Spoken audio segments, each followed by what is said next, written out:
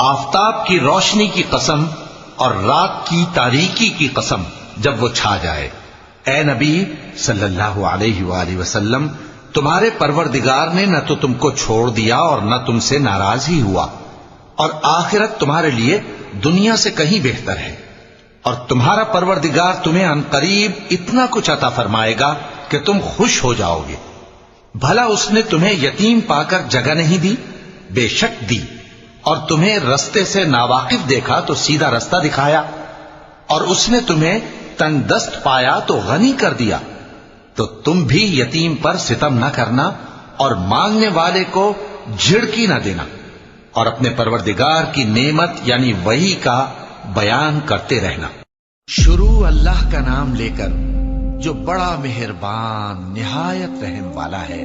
اے نبی صلی اللہ علیہ وآلہ وسلم، اپنے پروردگار کا نام لے کر پڑھو جس نے تمام کائنات کو پیدا کیا، جس نے انسان کو خون کی پھٹکی سے بنایا۔ پڑھو، اور تمہارا پروردگار بڑا کریم ہے، جس نے قلم کے ذریعے سے علم سکھایا اور انسان کو وہ باتیں سکھائیں جن کا اس کو علم نہ تھا، مگر انسان سرکش ہو جاتا ہے اس بنا پر کہ وہ اپنے آپ کو بے نیاز سمجھتا ہے۔ کچھ شک نہیں کہ سب کو تمہارے پروردگار ہی کی طرف لوٹ کر جانا ہے۔ کیا تم نے اس شخص کو دیکھا جو منع کرتا ہے، یعنی ایک بندے کو جب وہ نماز پڑھنے لگتا ہے؟ بھلا دیکھو تو اگر یہ راہ راست پر ہو یا پرہیزگاری کا حکم کرے تو منع کرنا کیسا؟ تو اس کا انجام کیا ہوگا؟ ذرا دیکھو تو اگر اس نے دین حق کو جھٹلایا اور اس سے منہ موڑا، کیا اس کو معلوم نہیں کہ اللہ دیکھ رہا ہے؟ دیکھو، اگر وہ باز نہ آئے گا تو ہم اس کی پیشانی کے بال پکڑ کر گھسیٹیں گے، یعنی اس جھوٹے خطا کار کی پیشانی کے بال، تو وہ اپنے یاران مجلس کو بلا لے، ہم بھی دوزخ کے فرشتوں کو بلائیں گے۔ دیکھو، اس کا کہا نہ ماننا اور سجدہ کرنا اور اللہ کا قرب حاصل کرتے رہنا۔ شروع اللہ کا نام لے کر جو بڑا مہربان نہایت رحم والا ہے۔ جو لوگ کافر ہیں یعنی اہل کتاب اور مشرک، وہ کفر سے باز رہنے والے نہ تھے یہاں تک کہ ان کے پاس کھلی دلیل آ جائے، یعنی اللہ کا ایک پیغمبر جو پاک اوراق پڑھ کر سناتا ہے جن میں مستحکم آیتیں لکھی ہوئی ہیں، اور اہل کتاب جو فرقوں میں بٹے ہیں تو دلیل واضح کے آنے کے بعد ہی بٹے ہیں، حالانکہ ان کو حکم تو یہی ہوا تھا کہ اللہ کی عبادت کریں، اطاعت کو اسی کے لیے خالص کرتے ہوئے یکسو ہو کر، اور نماز قائم کریں اور زکوٰۃ دیں، اور یہی مضبوط اصولوں والا دین ہے۔ جو لوگ کافر ہیں یعنی اہل کتاب اور مشرک، وہ دوزخ کی آگ میں پڑیں گے اور ہمیشہ اسی میں رہیں گے۔ یہ لوگ سب مخلوق سے زیادہ برے ہیں۔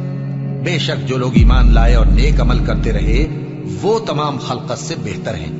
ان کا صلہ ان کے پروردگار کے ہاں ہمیشہ رہنے کے باغ ہیں جن کے نیچے نہریں بہ رہی ہیں، ہمیشہ ہمیشہ ان میں رہیں گے۔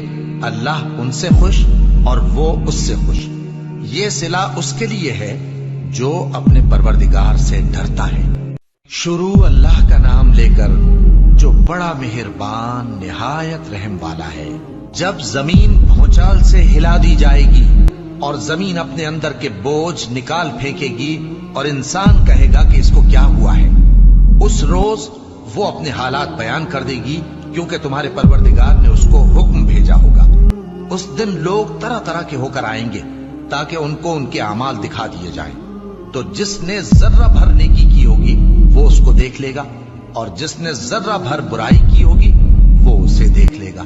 ان سرپٹ دوڑنے والے گھوڑوں کی قسم جو ہانپ اٹھتے ہیں، پھر پتھروں پر نال مار کر آگ نکالتے ہیں، پھر صبح کو چھاپا مارتے ہیں، پھر اس میں گرد اٹھاتے ہیں، پھر اس وقت دشمن کی فوج میں جا گھستے ہیں کہ انسان اپنے پروردگار کا احسان ناشناس اور ناشکرا ہے، اور وہ اس سے آگاہ بھی ہے۔